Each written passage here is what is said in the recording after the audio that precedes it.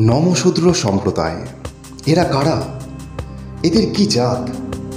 কোথা থেকে এদের সৃষ্টি? কেনই বা সমাজ এদের ভিন্ন চোখে দেখে এসেছে প্রথম থেকেই? এদের ধর্ম কি?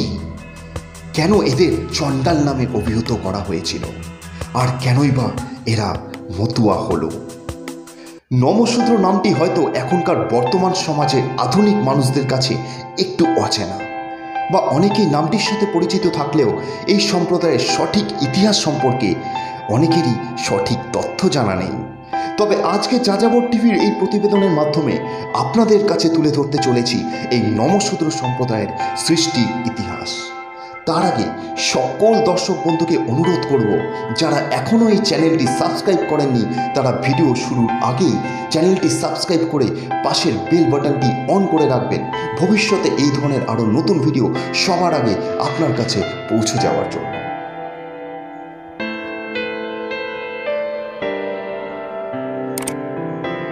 তৎকালীন পূর্ব বাংলার হিন্দু জনগোষ্ঠী এক বিরাট অংশ নমশূদ্র সম্প্রদায় ভুক্ত বলে চিহ্নিত করা হয়। 1947 সালে দেশভাগের পর পূর্ব পাকিস্তান থেকে পিতৃ ভিটে মাটি ত্যাগ করে ভারতে আশ্রয় নেয় প্রচুর মানুষ। তৎকালীন ভারত সরকারের উদ্যোগে এই বিপুল উদ্বাস্তু জনগোষ্ঠীকে ভারতের বিভিন্ন রাজ্যে, যেমন পশ্চিমবঙ্গ, উড়িষ্যা, আসাম, ত্রিপুরা, নৈনিতাল ও আন্দামান ইত্যাদি স্থানে পুনর্বাসিত করা হয়। এছাড়াও তাদের বিশেষ অংশ বিশিষ্ট নমশূদ্র রাজনৈতিক নেতাদের প্রভাবে প্রভাবান্বিত হয়ে পূর্ব পাকিস্তানেই রয়ে যায়। এদের অধিকাংশ মানুষই নমশূদ্র সম্প্রদায়ভুক্ত। এরা মূলত কৃষিজীবী শ্রেণীর মানুষ। 1971 সালে বাংলাদেশে স্বাধীনতা আন্দোলনের সময় যেসব হিন্দু জনগোষ্ঠী ভারতে শরণার্থী হিসেবে আশ্রয় গ্রহণ করেছিল, দেশ স্বাধীনতার পর তাদের বেশ কিছু অংশ বাংলাদেশে ফিরে যায়। বেদ অনুযায়ী হিন্দু জাতি 4টি বর্ণে বিভক্ত, যেমন ব্রাহ্মণ, ক্ষত্রিয়, বৈশ্য এবং শূদ্র। সামাজিকভাবে নমশূদ্ররা এই 4টি বর্ণের বাইরে একটি অবর্ণ বা মুক্ত বর্ণের হিন্দু জনগোষ্ঠী। খ্রিস্টীয় 1200 শতাব্দীতে হিন্দু সেন রাজবংশের পুনরুত্থানের ফলে পাল সাম্রাজ্যের পতন ঘটে। পাল রাজারা ছিল মূলত বৌদ্ধ ধর্মাবলম্বী, আর সেন রাজারা ছিল সেই সময় গোঁড়া হিন্দু। সেই সময় সেন বংশের বল্লাল সেন সিংহাসন আরোহণের পর তিনি দেখেন দেশের অধিকাংশ মানুষ বৌদ্ধ ধর্মাবলম্বী, তাই তিনি সবাইকে ব্রহ্মাস্ত্র ধর্মে ফিরে আসার জন্য ফরমান জারি করেন।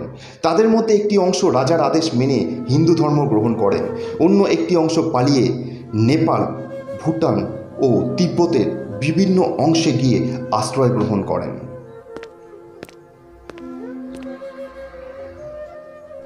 এবং আরও একটি বিশেষ অংশ রাজার আদেশ মানতে রাজি হয়নি। রাজা বল্লাল সেন তাদের অন্তজ অস্পৃশ্য বলে ঘোষণা করে থাকেন এবং তাদের গাঙ্গেয় বদ্বীপ অঞ্চল খুলনা, বরিশাল, ফরিদপুর ও সুন্দরবনে বিতাড়িত করেন।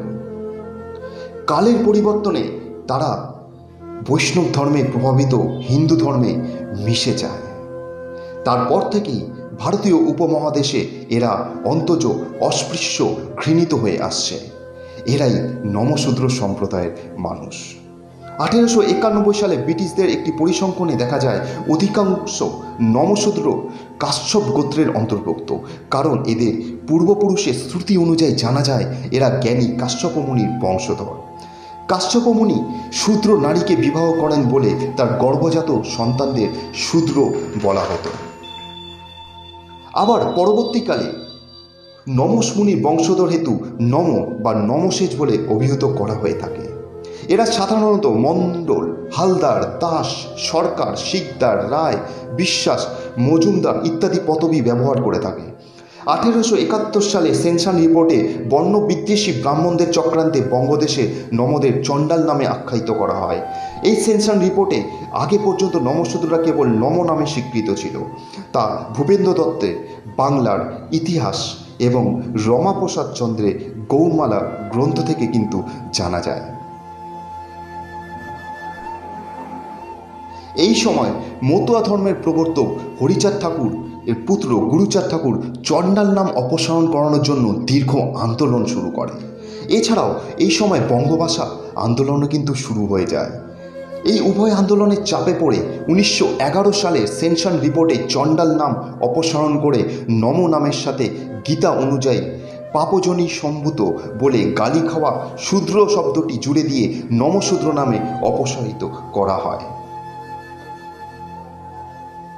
যদিও এই সময় গুরুচাঁদ ঠাকুর শূদ্র জুড়ে দেওয়ার ব্যাপারে আপত্তি জানান, তবে অন্য তথ্য থেকে জানা যায় 1911 সালের সেনশন রিপোর্টে বাংলার হিন্দু জাতিগুলির মধ্যে নাম পরিবর্তনে হিড়িক লেগে যায়। ছোট জাতগুলি হিন্দু ধর্মের মূল স্রোতের সাথে মিলিয়ে নেওয়ার জন্য তৎকালীন পণ্ডিতদের মধ্যে প্রবল আগ্রহ লক্ষ্য করা যায়। তখন জাতির উন্নয়নের নামকরণে একটি বিজ্ঞপ্তি জারি করা হয়, তাতে প্রায় 40 জন পণ্ডিত ব্যক্তি স্বাক্ষর করেন। বিজ্ঞপ্তিতে তারা লেখেন, the caste called Namasudra is Brahmin by origin being descended from great Brahmin Kashyap and not চণ্ডাল। অর্থাৎ নমশূদ্ররা চণ্ডাল নয়, তারা ব্রাহ্মণ দেবতার সন্তান এবং নমস্য। এরপর গুরুচাঁদ ঠাকুর অনুন্নত হিন্দু সম্প্রদায়ের শিক্ষা বিস্তারে, তাদের জীবনযাত্রার উন্নয়নের উপর জোর দেন। 1881 সালে তিনি তৎকালীন ফরিদপুর জেলার ওরাকান্দিতে প্রথম প্রাথমিক স্তরের স্কুল প্রতিষ্ঠা করেন এবং তার উৎসাহে 18 বছরের মধ্যে বিদ্যালয়টি প্রাথমিক স্তর থেকে উচ্চ বিদ্যালয় উন্নীত হয়। অস্পৃশ্যতা এবং শিক্ষা বিস্তারের ক্ষেত্রে তিনি আন্দোলনের সূচনা করেন। এই হলো নমশূদ্র সম্প্রদায়ের উৎপত্তির সংক্ষিপ্ত ইতিহাস। ভিডিওটি কেমন লাগলো অবশ্যই কমেন্টে জানাবেন। ভালো লাগলে লাইক করতে ভুলবেন না এবং চ্যানেলে নতুন থাকলে আরও একবার বলবো সাবস্ক্রাইব করে রাখবেন। সবাই ভালো থাকবেন।